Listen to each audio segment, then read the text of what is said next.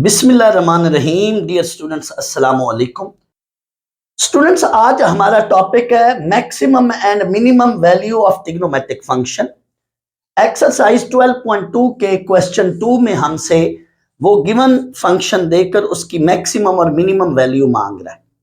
Students, function की maximum या minimum value, function को हम y कहते हैं। इन जनरल आप रिकॉल करें, y equal to F of X, function को हम y कहते हैं। इट मीन हमने इस क्वेश्चन में y की मैक्सिमम वैल्यू निकालनी है, बट y तो स्टूडेंट्स रेंज को कहते हैं। इट मीन फंक्शन की मैक्सिमम वैल्यू या मिनिमम वैल्यू जो है वो हमने कहां से निकालनी है? रेंज से। तो आए हम ये टॉपिक करते हैं, तब आपको क्वेश्चन नंबर 2 की समझ आएगी। एक्सरसाइज 12.1 का हमने क्वेश्चन नंबर 2 करना है। उसके लिए पहले मैंने ये टॉपिक सिलेक्ट किया है, फिर आपको क्वेश्चन नंबर 2 की समझ आएगी। ये नंबर 1 में देखें, दो फंक्शन या दो इक्वेशन है, y equal to A plus B sine theta. इस इक्वेशन को नाम a मैंने दिया है, and y equal to A minus B sine theta, इसको इक्वेशन b मैंने नाम दिया। सिमिलरली नंबर 2 में भी मैंने दो इक्वेशन लिखी हैं, ये देख लें। स्टूडेंट्स, मैं अब इसकी मैक्सिमम वैल्यू निकालना चाहता हूं।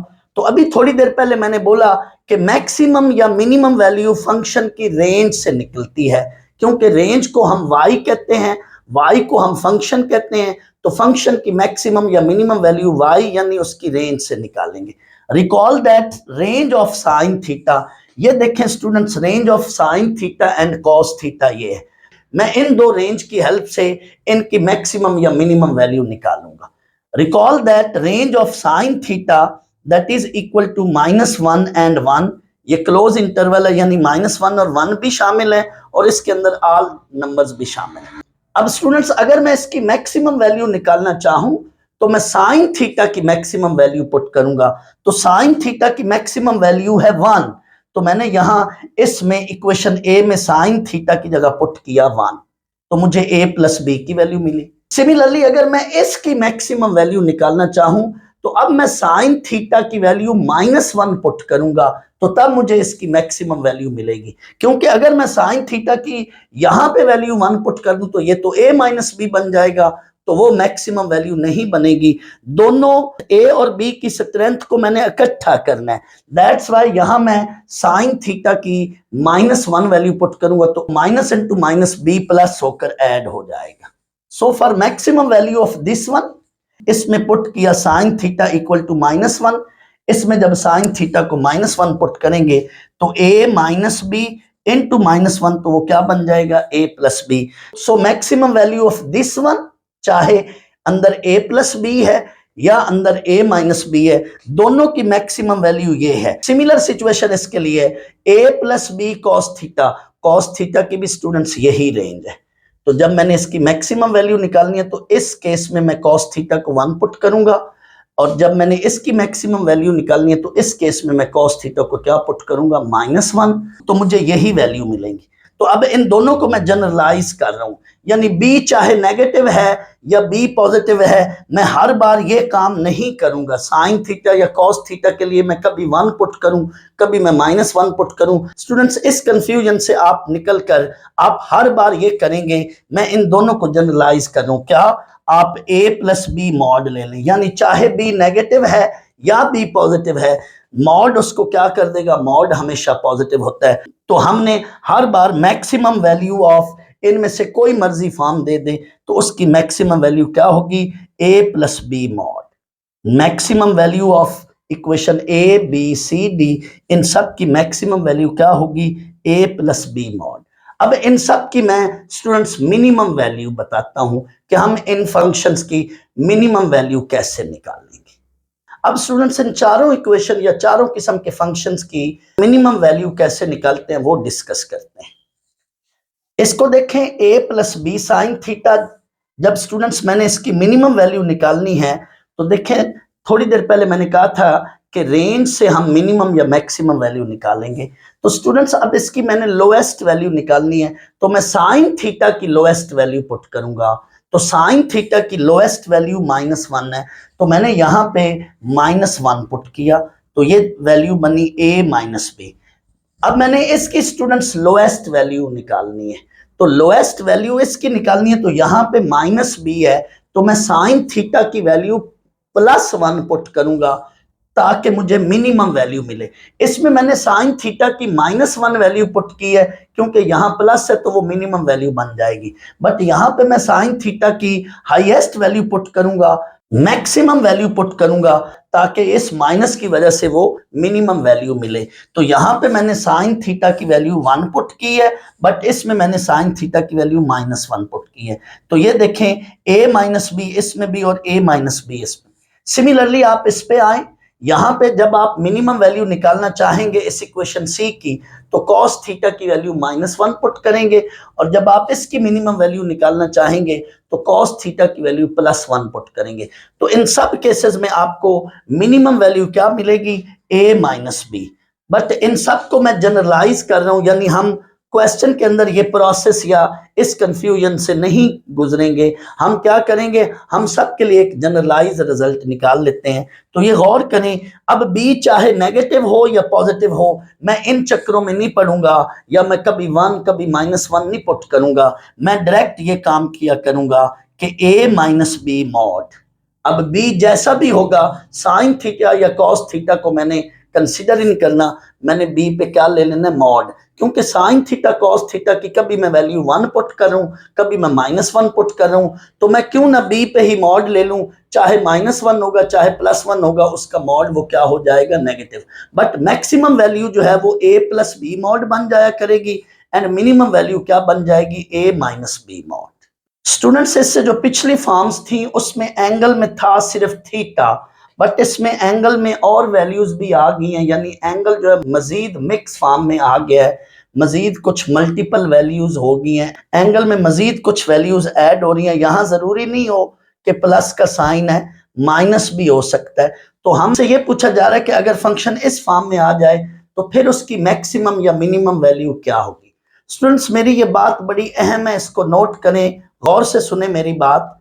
स्टूडेंट्स, ये बात याद रखें कि जो ट्रिग्नोमेट्रिक फंक्शन का कोफिशिएंट होता है उससे रेंज पर या एम्पलीट्यूड पर फर्क पड़ता है। हमेशा रेंज या एम्पलीट्यूड पर असर या फर्क पड़ेगा, तो किस चीज से पड़ेगा? ये जो ट्रिग्नोमेट्रिक फंक्शन के साथ कोफिशिएंट हैं, जैसे यहां पे ये b कोफिशिएंट है, तो रेंज या एम्पलीट्यूड पर इस b कोफिशिएंट से असर या फर्क पड़ेगा। b के बढ़ाने से या कम करने से रेंज एंड एम्पलीट्यूड जो है ये इस b कोफिशिएंट की वजह से बढ़ेंगे या कम होंगे। और दूसरी बात ये, एंगल का असर या फर्क किस चीज पर पड़ता है? तो स्टूडेंट्स, एंगल का असर या फर्क डोमेन पे पड़ेगा, पीरियड ऑफ ट्रिग्नोमेट्रिक फंक्शन पे पड़ेगा, एंड फेज शिफ्ट यानी शिफ्टिंग ऑफ द ग्राफ। जैसे रिकॉल करें, मैंने ये बातें आपको अपनी लेक्चर्स में बता चुका हूं, जो नेक्स्ट एक्सरसाइज है उनमें मैंने ये बताई है कि शिफ्टिंग ऑफ ग्राफ क्या होती है। तो domain, period and shifting of graph, इन चीजों पर अमल दखल या असर किस चीज से पड़ेगा? एंगल से। और ये ए क्या है? ए स्टूडेंट्स वर्टिकल शिफ्ट है, यानी ग्राफ जो है वो वाई एक्सिस पर ए पर जाकर शिफ्ट हो जाएगा। और इसमें स्टूडेंट्स ये ए बी सी डी है क्या? ये ए बी सी डी ये कांस्टेंट नंबर है। तो इन सारों की ये सारी वही डिस्कशन है, जब इस सारे को मैंने sign C theta plus D को मैं 1 पुट करूंगा तो ये इसकी मैक्सिमम वैल्यू बनेगी, इसमें मैं -1 पुट करूंगा तो इसकी ये a plus B maximum value बनेगी। इन सारों की मैक्सिमम वैल्यू क्या होगी? a plus B mod. और इन सारों की मिनिमम वैल्यू क्या होगी? a minus B mod. बिल्कुल उसी डिस्कशन के साथ, उन्हीं लाइंस के साथ जो अभी हमने किए। स्टूडेंट्स, नीचे मैंने ये नोट लिखा है, ये बड़ा अहम नोट है। सवाल ये पैदा होता है कि सर एक्सरसाइज 12.1 के क्वेश्चन नंबर 2 में भी और एग्जाम्पल्स में भी सिर्फ उसने साइन या कॉस फंक्शन को उसकी मैक्सिमम या मिनिमम वैल्यू मांग रहा है, बाकी ट्रिग्नोमेट्रिक फंक्शन की मैक्सिमम या मिनिमम वैल्यू क्यों नहीं मांग रहा? तो स्टूडेंट्स गौर करें, मैंने अभी बताया था कि फंक्शन को हम y कहते हैं, तो फंक्शन की मैक्सिमम या मिनिमम वैल्यू का मतलब है y की मैक्सिमम या मिनिमम वैल्यू, और y को आउटपुट वेरिएबल कहते हैं। इट मीन फंक्शन की मैक्सिमम या मिनिमम वैल्यू आउटपुट यानी रेंज से मिलेगी। तो sine theta and cos theta ये बाउंडेड अबव भी हैं और बाउंडेड बिलो भी हैं, क्योंकि जब हमने साइन का ग्राफ बनाया था तो मैंने कहा था कि horizontal line y equal to 1 and यहाँ पे नीचे y इक्वल टू -1, इसके अंदर ग्राफ है। सो साइन एंड कॉस की जो रेंज है वो -1 और 1 के अंदर है। इट मीन ये बाउंडेड अबव भी है, ये बाउंडेड बिलो भी है। It mean sine theta and cos theta, this is bounded function. तो बाउंडेड फंक्शन की हम मैक्सिमम या मिनिमम वैल्यू निकाल सकते हैं। बट आप गौर करें, tan की जो रेंज है ये अप्रोचेस टू इन्फिनिटी है, ये भी अप्रोचेस टू इन्फिनिटी है। So maximum and minimum value of tan theta does not exist. maximum and minimum value of tan theta does not exist. Similarly, maximum value of secant theta and cosecant theta ये भी exist नहीं करते।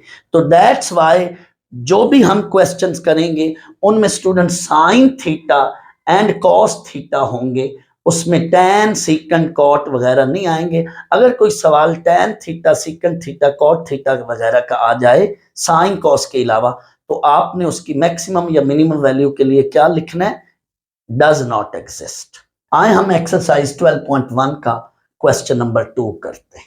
Students, exercise 12.1 का अब हम question number 2 करेंगे। Question 2 में हमें कहा जा रहा है find the maximum and minimum value of each of the following functions. नीचे 4 पार्ट्स दिए गए हैं, हमें हर पार्ट के अंदर उस फंक्शन की हमें मैक्सिमम या मिनिमम वैल्यू निकालनी है। स्टूडेंट्स, तमाम पार्ट्स में हमने a एंड b की वैल्यू निकालनी है। a एंड b की वैल्यू निकालने के लिए हमने गिवन फॉर्म को इससे या इससे कंपेयर करना है। अगर बीच में प्लस हो या माइनस हो, हमने इसी से कंपेयर करना है, क्योंकि उस वक्त b की अपनी वैल्यू माइनस हो सकती है। तो इससे जब हम कंपेयर करेंगे तो आपको a एंड b मिलेगा। तो आपने यहाँ पे उससे कंपेयर किया तो आपको a की वैल्यू ये मिली और b की वैल्यू ये। याद रख लें, जो फंक्शन का कोफिशिएंट है वो b हुआ करेगा, वो b की वैल्यू होगी, और जो अलग से वैल्यू पड़ी है वो a की वैल्यू होगी। तो यहाँ पे a की वैल्यू -2 है और b की वैल्यू 1/2 है। अब हम स्टूडेंट्स ये a और b की वैल्यू हम इस फार्मूले में पुट करेंगे। a प्लस बी मॉड ये फंक्शन की मैक्सिमम वैल्यू होती है और a माइनस बी मॉड ये फंक्शन की मिनिमम वैल्यू होती है। फंक्शन मीन y या ये होल इक्वेशन a को कह सकते हैं। So maximum value of y a plus B mod. अब इसमें वैल्यू पुट कर दें, a है -2 और b है 1/2। स्टूडेंट्स, मैंने b मॉड यानी 1/2 का मॉड वो 1/2 होता है, तो मैंने यहाँ डायरेक्ट लिख दिया है, वरना आप 1/2 पे मॉड डाल के आगे 1/2 बनाएं। अब इसका एलसीएम ले लें तो ये आंसर है। Minimum value of this function y that is a minus B mod. तो वही बात, a की वैल्यू -2 और b क्या है 1/2। 1/2 का मॉड दैट इज 1/2, साथ ये जो बाहर वाला माइनस है ये ऐसे ही रहेगा। अब बच्चों इसका एलसीएम लें तो आपका आंसर आता है -5/2। नेक्स्ट पार्ट देखें, इसको भी उसी तरह से कंपेयर करें, या डायरेक्ट a की वैल्यू 5 और b की वैल्यू -4। आपने स्टूडेंट्स प्लस वाले पार्ट से ही कंपेयर करना है, यानी यहाँ अगर प्लस होगा तो b प्लस हुआ करेगा, अगर यहाँ माइनस है तो उसके लिहाज से b आपका क्या होगा, माइनस, क्योंकि a 5 है और यहाँ पे -4 है, तो b की वैल्यू फिर -4 बन गई। Maximum value of the function a plus B mod. a की वैल्यू 5 बट b यहाँ पे -4 है, तो -4 का मॉड अब वो नेगेटिव को क्या कर देगा, पॉजिटिव, तो ये +4 बन जाएगा। तो ये 5 + 4 that is 9। Now minimum value of this function that is minimum value of y, ये होगा a minus B mod. a की वैल्यू 5 है वो पुट कर दे, माइनस b खुद -4 है, -4 का मॉड वो +4 हो जाएगा। 5 माइनस ये 4 दैट इज 5 - 4, आगे आंसर क्या आएगा 1। So this is the maximum value and this is the minimum value. अब स्टूडेंट्स इसके थर्ड पार्ट पर आए। ये जो थर्ड पार्ट है ये स्टूडेंट्स इस तरह के क्वेश्चंस का रेसिप्रोकल है। दूसरे लफ्जों में ये जो जनरल फॉर्म है, ये थर्ड पार्ट इसका रेसिप्रोकल है, यानी ये इस फॉर्म में है। बट हमने क्या करना है स्टूडेंट्स, हमने अपनी आसानी के लिए जस्ट डिनोमिनेटर को अलग से सॉल्व करके इस फॉर्म में डिनोमिनेटर को लेकर आना है, और हमने वैल्यूज निकालनी है किसकी, ए प्लस बी मॉड की और ए माइनस बी मॉड की। फिर हमने क्या करना है मैं अभी बताता हूं थोड़ी देर बाद। दैट्स वाई मैंने डिनोमिनेटर को अलग से लेट किया या सपोज किया। लेट या सपोज लफ्ज लिख लें जो मर्जी आपकी। ये डिनोमिनेटर को अलग से लेट किया, 19 minus 10 sine of this one. आपने अब फौरन इससे कंपेयर करते हुए ए की वैल्यू और बी की वैल्यू लिख ली। मैं स्टूडेंट्स पहले ए प्लस बी मॉड और ए माइनस बी मॉड निकालूंगा, बट मैं अभी डिसाइड नहीं करूंगा कि मैक्सिमम वैल्यू या मिनिमम वैल्यू क्या है। वेट करें, मैं बताता हूं। We find A plus B mod, तो ए की वैल्यू 19 और बी मॉड, बी खुद क्या है -10 है, -10 का मॉड वो +10 बन जाएगा, तो 19 प्लस 10 वो 29। नो ए माइनस बी मॉड, ए क्या है 19 माइनस बी खुद क्या है -10 का मॉड वो +10 है, बट 19 माइनस 10 वो क्या बन जाएगा 9। बट हमें तो स्टूडेंट्स इसकी मैक्सिमम और मिनिमम वैल्यू निकालनी है। अब जो आंसर आया हुआ है ए प्लस बी मॉड का और ए माइनस बी मॉड का, ये जो आंसर्स आए हुए हैं, इन आंसर्स का आप लें रेसिप्रोकल, और इन रेसिप्रोकल्स में से जो वैल्यू बड़ी होगी वो हमारी इस गिवन फंक्शन की मैक्सिमम वैल्यू बन जाएगी, और इन रेसिप्रोकल्स में जो वैल्यू छोटी होगी, स्मॉलर होगी, वो इसकी मिनिमम वैल्यू हो जाएगी। यानी आपने डिनोमिनेटर को अलग से सॉल्व करें और उसका ए प्लस बी मॉड और ए माइनस बी मॉड निकालें, फिर उनका क्या लेंगे रेसिप्रोकल। उन रेसिप्रोकल्स में जो वैल्यू लार्जर होगी वो हमारी मैक्सिमम वैल्यू कहलाएगी, और उन रेसिप्रोकल में जो वैल्यू स्मॉलर होगी वो हमारी मिनिमम वैल्यू कहलाएगी। तो यहां मैंने रफ में इनका रेसिप्रोकल लिया, तो इनका रेसिप्रोकल 1/29 एंड 1/9। तो इनमें देखें बड़ी वैल्यू कौन सी है, याद करें स्टूडेंट्स, आप कैलकुलेटर से भी चेक कर लें, वैसे भी आप याद करें।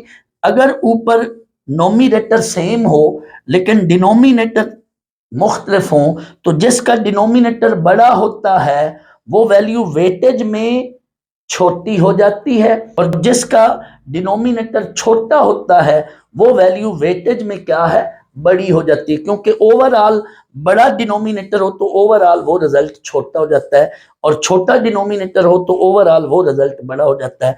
तो ये 1/9 हमारी लार्जेस्ट वैल्यू होगी, that will be the maximum value, और ये स्मॉलेस्ट वैल्यू होगी, that will be the minimum value. ये हमें इस फंक्शन की मिनिमम और मैक्सिमम वैल्यू मिलेगी।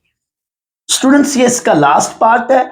मैंने डिनोमिनेटर को इस पैटर्न में कन्वर्ट करना है, तो ए नहीं है, तो मैंने आपको समझाने के लिए, आसानी के लिए यहां ए को 0 बनाया। तो अब आप जस्ट इसको कंसीडर करें और इसको देखें कि इसमें ए क्या है। डिनोमिनेटर को कंसीडर करें, लेट करें, सपोज करें, जो मर्जी लफ्ज लिखें।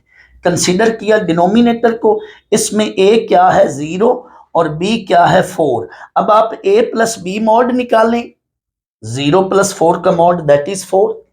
ए माइनस बी मॉड निकालें, 0 - 4 का मॉड दैट इज -4। स्टूडेंट्स यहां पे 0 - 4 मॉड, 4 का मॉड तो 4 है लेकिन ये वाला -7 होगा, तो 0 - 4 मॉड ये -4 है।